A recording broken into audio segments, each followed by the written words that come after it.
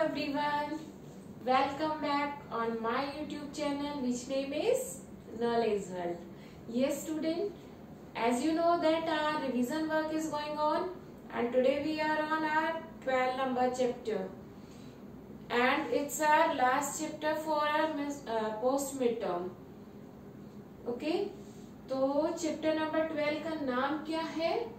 ये पल जाए यही ठहर। आपको याद होगा एक बहुत अच्छी सी कविता हमने पढ़ी थी जो हमें बचपन की याद दिलाती है। कवि अपने बचपन को याद करते हुए कह रहे हैं कि काश वो दिन वहीं ठहर जाते और हम बड़े ही नहीं होते, क्योंकि बचपन होता ही इतना प्यारा है। कौन है इस कविता के कवि? तो इस कविता के कवि भगवती प्रसाद द्विवेदी। देखो हमने पहली कविता हमारी पढ़ी थी रेल, चैप्टर नंबर 9, श्याम नारायण पांडे जी द्वारा रचित। आज हम पढ़ रहे हैं ये पल जाते यही ठहर नामक कविता, जिसके कवि हैं भगवती प्रसाद द्विवेदी। आपको कवियों के नाम जरूर याद रखना है उनकी कविताओं के साथ। अब एक बार जल्दी से हम इसका रिवीजन ले लेते हैं, क्या कवि ने कहा इस कविता में। ठीक है, तो जो भगवती प्रसाद द्विवेदी जी है इन्होंने बहुत सारी कविताएं लिखी हैं। 7 दर्जन के करीब इनकी पुस्तकें प्रकाशित हो चुकी है और इनकी प्रसिद्ध रचनाओं में महेंद्र मिस्र, माटी में सोनवा, चीर हरण, नई कोपलों की खातिर, धाती, ये सब है। चलिए इस कविता में क्या कह रहे हैं ये, जिस कविता का नाम है ये पल जाते यही ठहर। पर्वत झरना नदी नहर, जीवन जाता यही ठहर। कभी तितलियों के संग उड़ना, बुलबुल जैसा गाना, कभी फुदकती गोरैयों से घुल मिलकर बतियाना। लग जाते पैरों में पर, ये पल जाते यही ठहर। कवि कह रहे हैं कि पर्वत झरना नदी नहर, इतना सुंदर, इतना प्राकृतिक सौंदर्य जहाँ पर वो, काश ये जीवन इन्हीं के इर्द गिर्द ठहर जाए, इन्हीं के आसपास रुक जाए। कभी तितलियों के संग उड़ना, बुलबुल जैसा गाना, कि कभी बगीचे में तितलियों के पीछे पीछे उड़ना, कभी बुलबुल की तरह गाना गाना, कभी फुदकती हुई गोरैयों के साथ बातें करना। और लग जाते पैरों में पर, कि पैरों में तो पर लग जाते ताकि हम कहीं भी उड़ जाते, लेकिन ये पल जो है, ये जो समय है, ये ठहर जाता ताकि हम बड़े नहीं होते। कभी पतंग लूटने की हुड़दंगी दौड़ लगाना, आंधी में लुक छिपकर बगिया से आम चुराना, मगर लकड़ सूंघवा का डर, भरमाते क्षण यही ठहर। कभी पतंग लूटने की हुड़दंगी दौड़ लगाना, कि पतंग लूटने के लिए जो हम शोर मचाते हुए दौड़ लगाते थे, कभी तो वो, कभी आंधी में छिप छिप कर आम के बागों से आम चुरा चुरा कर लाना, मगर लकड़ सूंघवा का डर, लकड़ी सूंघा कर ले जाने वाला जो प्राणी होता है उसका डर जो है वो याद आ जाता, और भरमाते क्षण यही ठहर। काश ये खुश करते, ये इतने अच्छे अच्छे से जो पल है, ये पल यही ठहर जाते। जानबूझकर भीग भीग बारिश में खूब नहाना, इधर उछलना उधर फिसलना, बस्ता ले गिर जाना। अब बारिश के दिनों को याद करते हुए कवि कह रहे हैं कि जानबूझकर बारिश में भीगना, खूब नहाना बारिश में, इधर उछलना उधर फिसलना, इधर गिरना उधर गिरना, और जानबूझकर गिर जाना, और वो भी कैसे? बस्ता लेकर। बरसे मेघा छहर छहर, बरसाती दिन यही ठहर, कि बादल जो है वो छहर छहर बरसते हैं, खूब बारिश बरसती है, काश ये बरसाती दिन यही ठहर जाए। ताल तलैया में कागज की नैया का तैराना, कुत्ते बिल्ली बछड़ों को ललकार खूब दौड़ाना, मेढक बनकर दे टर टर रट्टू मनवा यही ठहर। ताल तलैया में पानी जब भर गया जहाँ पर गड्ढों में, उन गड्ढों में कागज की नाव बनाकर तैराना, कुत्ते बिल्ली बछड़ों को ललकारना और उनके पीछे दौड़ते हुए खूब दौड़ लगाना। मेंढक बन के करते हम टर टर करते रहते, अरे रट्टू मनवा, अरे इधर उधर भागने वाले मन, तुम रुक जाओ यहीं ठहर जाओ। कभी रूठना टॉफी बिस्किट की खातिर रियाना, माँ की मीठी डांटे सुनना और कभी गुस्साना। लगे दूध जो रखा शहर, नखरीले क्षण यहीं ठहर। कि कभी तो छोटी छोटी टॉफियों के लिए हम रूठ जाते थे और खूब जो है रिरियाते थे, खूब गिड़गिड़ाते थे टॉफी और बिस्किट्स के लिए। फिर माँ की मीठी मीठी डांट भी सुनते और कभी गुस्सा ना, और कभी माँ से गुस्सा भी हो जाया करते थे। और ऐसा लगता कि जो है लगे दूध जो रखा शहर, दूध तो ऐसे लगता मानो पूरा शहर ही यहाँ रख दिया हो। अरे नखरीले क्षणों, क्योंकि हम इतने बचपन में नखरे करते थे दूध पीने में, है ना। तो नखरीले क्षण कहा गया इसलिए कि नखरीले क्षणों तुम यही ठहर जाओ। ये नखरे हमारे तभी होते थे, अब बड़े होने के बाद थोड़ी ना नखरे करते हैं, वो तो माँ ही होती है जो नखरे हमारे सहन करती है। ठीक है, तो काश ये क्षण यही ठहर जाए, ये पल यही ठहर जाए। दादी माँ से जिद कर नियमित कथा कहानी सुनना, राजा रानी परीलोक के अनगिन किस्से बुनना, खरहे सा भागता पहर, रुक जा थम जा यही ठहर। कि दादी माँ से हम जिद करके रोज नई नई कहानियां सुनते, राजा रानी की सुनते, परीलोक की कहानियां सुनते, और फिर अनगिन किस्से बुनना, अनगिन मतलब अनगिनत, जिसकी कोई गिनती ना हो, इस तरह से किस्से बुनना। खरे सा भागता पहर, रुक जा थम जा यही ठहर। कि यार इतनी तेजी से भागते हुए समय यही रुक जाओ, मत पड़े करो हमें छोटा ही रहने दो। तो ये थी कविता, बहुत प्यारी सी, बचपन को याद दिलाती हुई कविता, जिसे भगवती प्रसाद जी ने लिखा। अब बात करते हैं इस चैप्टर के शब्दार्थ की।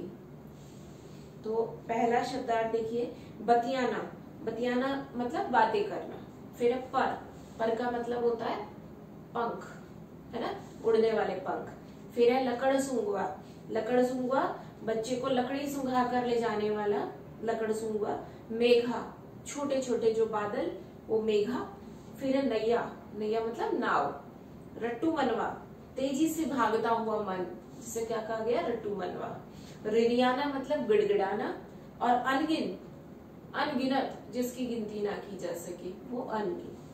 अब है मौखिक प्रश्नोत्तर। देखिए, कविता की वे दो पंक्तियां सुनाइए जिसमें आम चुराने की बात की गई है। तो कविता की वो दो पंक्तियां हैं, आंधी में लुक छिप कर बगिया से आम चुराना, ये दो लाइनें आई जिसमें आम चुराने की बात कही गई है। फिर है बचपन में कभी कागज की नाव बनाकर क्या करते थे, उसे तलैया में चलाते थे, तराते थे। फिर है कभी किनसे कहानियां सुना करते थे, नानी से या दादी से, दादी माँ से। तो कभी दादी माँ से कहानी सुना करते थे, आंसर हो जाएगा दादी माँ से। अब है लिखित प्रश्नोत्तर।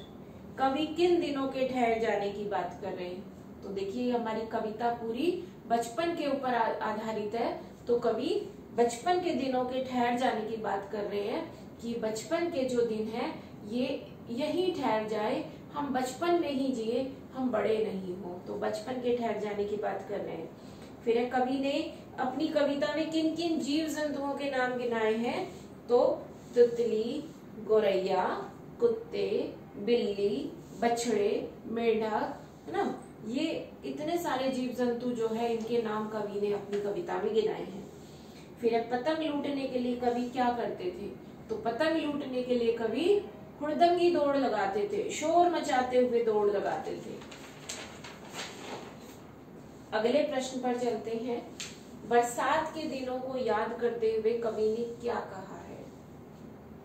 बरसात का तो बहुत अच्छा सा वर्णन किया गया कि बरसात के लिए कहा आया कि बरसात में हम जानबूझकर भीगना, इधर उधर फिसलना और बस्ता लेकर पानी में गिर जाना, इन सब बातों को कवि ने याद किया। किन किन बातों को, बरसात में जानबूझकर भीगना, इधर उधर फिसलना, बस्ता भिगो लेना, ठीक है, बस्ता लेकर पानी में गिर जाना, इन सब बातों को कवि ने याद किया है।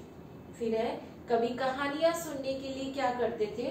तो कवि कहानियां सुनने के लिए जिद करते थे। और किससे करते थे। तो कवि दादी माँ से जिद करते थे।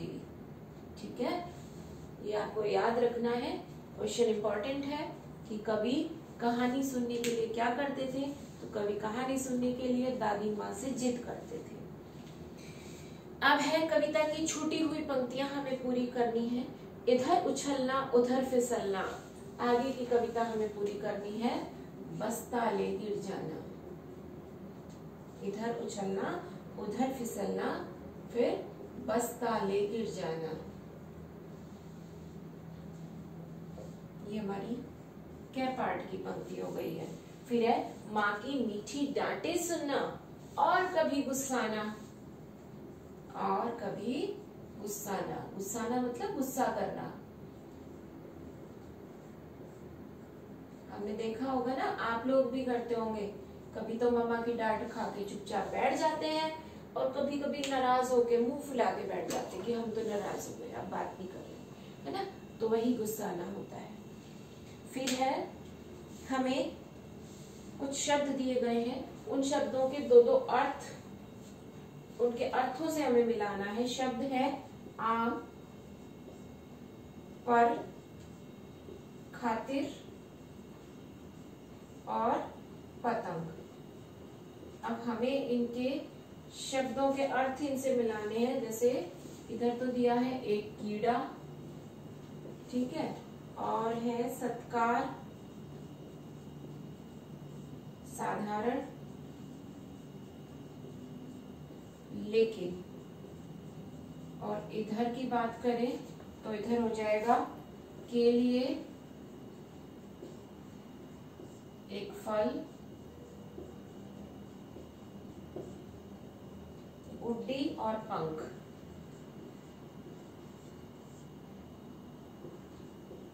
ये इस तरह से हमें दिया गया है। अब हमें इन्हें मैच करना है। देखिए आम शब्द, ये शब्द है और ये दोनों इनके अर्थ हैं। अब इन अर्थ से हमें इन्हें मैच करना है।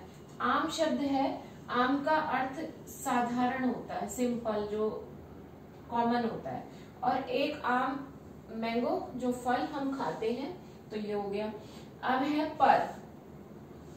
पर ऐसे कहते हैं ना, पर मुझे याद नहीं है, पर यानी लेकिन। और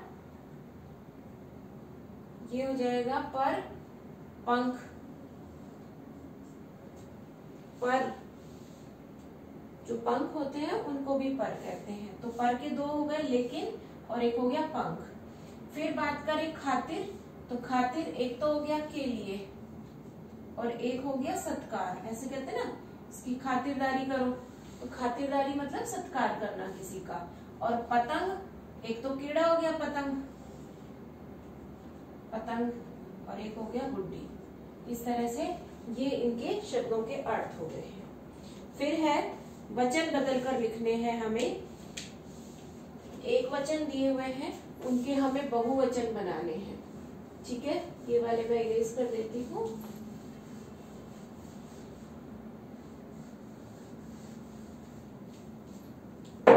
जैसे तितली, तो तितली से बनेगा तितलियां, तितलियां। फिर बता रही हूँ, जहां पर बहुवचन बनाना होगा, एक वचन में जहां बड़ी की मात्रा है तो बहुवचन में वही छोटी की मात्रा हो जाएगी।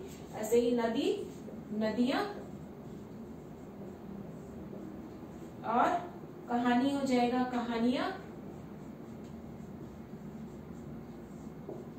उसके बाद है पतंग, पतंगे। फिर है गोरैया, तो ये बन जाएगा गोरैया, चंद्र बिंदु लग जाएगा। लास्ट वन रानी, तो बन जाएगा रानिया।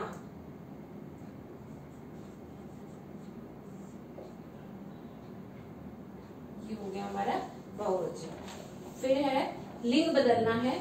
दादा, दादी दिया हुआ है तो हो जाएगा दादा, और रानी का हो जाएगा राजा। फिर माँ का हो जाएगा पिता, और बछड़ा का हो जाएगा बछड़ी, या कहीं बछिया। बोथ आर राइट, है ना, जो आपको सही लगे। मुझे बछिया या बछड़ी, बोथ आर राइट। अब है टिक द करेक्ट आंसर, जिन्हें हमें राइट ऑप्शन चूज करना है। इस शब्द में संयुक्त व्यंजन आया है। 3 शब्द दिए हैं, पर्वत, क्षण और बस्ता। तो क्षण शब्द जो है ये संयुक्त व्यंजन का है, ठीक है। तो पहले का आंसर हो जाएगा क्षण। फिर है नेक्स्ट, इधर का विलोम शब्द। सिंपल है, इधर का हो जाएगा उधर, और लास्ट हो जाएगा इस वाक्य में रेखांकित शब्द संज्ञा है, वह दौड़ लगाकर आया। फर्स्ट ऑप्शन इसमें राइट हो जाएगा, वह दौड़ लगाकर आया। इस तरह से ये हो गया हमारा चैप्टर नंबर 12। तो बच्चों हमारा आज जो है रिवीजन में हमारी रीडर के चारों चैप्टर जो थे आने थे हमारे पोस्ट मिड में, वो चारों का रिवीजन आज हमने कंप्लीट कर लिया है। अब हम हमारा ग्रामर का रिवीजन स्टार्ट करेंगे। ग्रामर में जितने भी हमारे 4 चैप्टर 9, 10, 11, 12 आने हैं, काल क्रिया का आना है, संज्ञा नहीं आनी है, क्रिया विशेषण आना है ना, क्रिया आनी है, तो इन सबको हम पढ़ेंगे। आज का चैप्टर कंप्लीट हो चुका है और उम्मीद करती हूँ चैप्टर आपको बहुत अच्छे से रिवाइज हो गया होगा। अब इन चैप्टर्स में आप कोई मिस्टेक नहीं करेंगे, ऐसी उम्मीद करती हूँ। और इसी उम्मीद के साथ आज की क्लास में से विदा लेती हूँ। आप लोग अपना ध्यान रखेंगे, ठीक है? Bye bye.